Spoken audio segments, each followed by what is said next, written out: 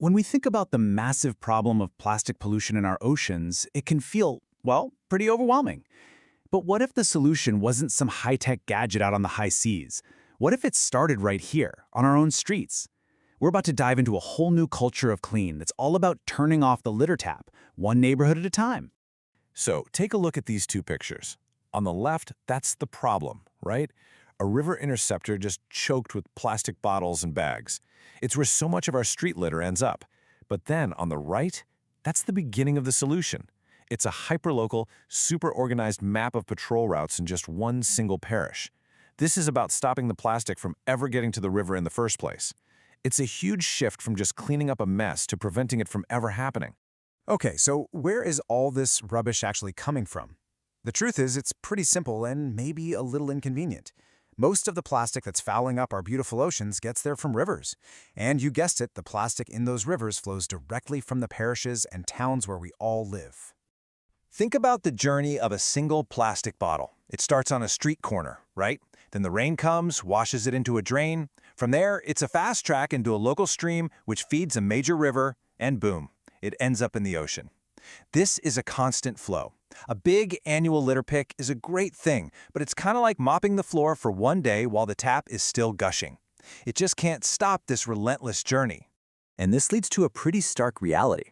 Because those big cleanups are so infrequent, for most of the year, litter is just sitting there, accumulating on our streets. It means the default state of our communities is, well, littered.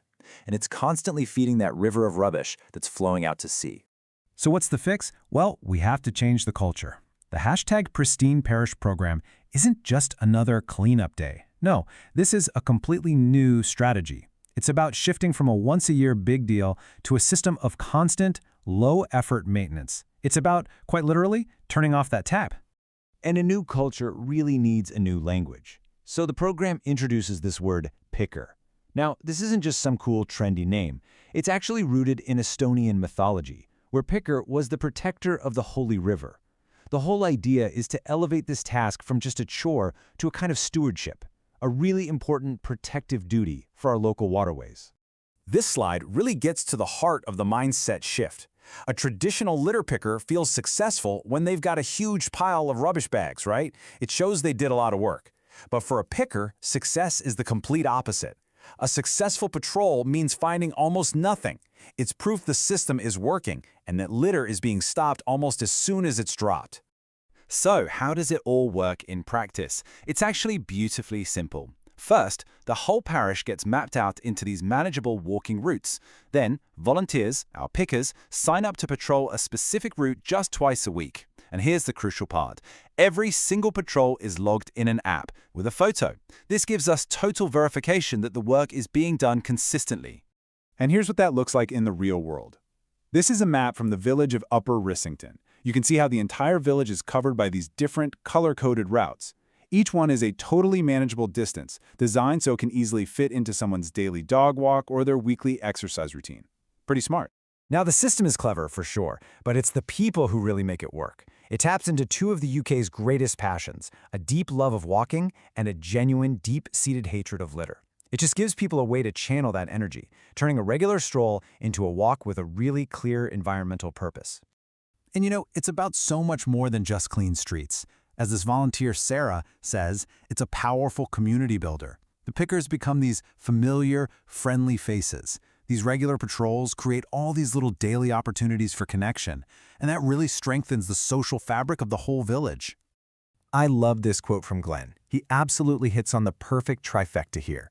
Volunteers are getting amazing personal benefits, like exercise, they're fulfilling that sense of civic duty, and they're taking direct, tangible action to improve their local environment. It's a total win-win-win. And check this out. The program also integrates perfectly with the Duke of Edinburgh's award.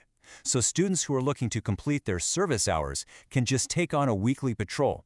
It's a structured, super meaningful way for young people to contribute, learn about stewardship, and tick off their DOFE requirements. The impact of this program just ripples out, way beyond just the absence of litter.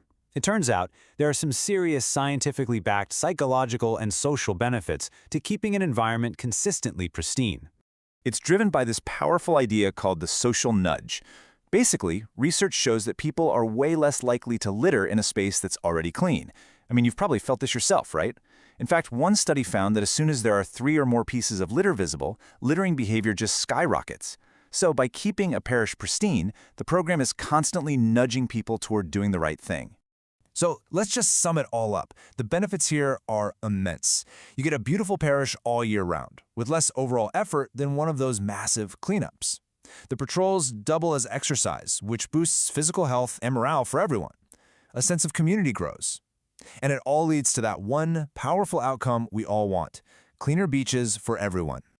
Okay, this all sounds amazing for one parish. But how do you take this and turn it into a global solution? The key, it turns out, is a really sustainable and innovative funding model that's designed to scale this revolution. The answer is something called #PristinePlanet credits. The best way to understand it is to think about carbon credits. Companies that produce carbon buy credits to fund projects that remove carbon from the atmosphere, right? Well, in the same way, companies that produce packaging can buy these credits to fund the verified removal of that litter from our environment. Simple as that. And to make sure this isn't just a feel-good project, it's built on 5 really strict conditions for success. It's proven to be transformative, it's totally achievable for volunteers, it's sustainable because it just fits into people's daily habits, it's scalable through that credit system, and this is huge, it's verifiable. Every single patrol is logged and audited by a third party, which guarantees that those credits represent real, tangible action. Okay, let's just pause for a second on that transformative number. Get this. A parish doing the twice-weekly patrol has, on any given day, 98% less litter than a parish still relying on the old model of twice-a-year cleanups. 98%. That's not just a good result. That's a staggering, data-backed measure of success. So you can start to see this whole system as an engine. It's not just a collection of nice volunteers. It's a powerful self-funding engine for environmental regeneration. Every new parish that joins is like adding another cylinder, making that engine stronger, and just accelerating the journey to a cleaner planet. And that really brings us full circle. The journey to a pristine planet with beautiful, clean waterways just like this one, it truly does start right on your street. So the final question is a simple one, and it's for all of us. Who will protect your river?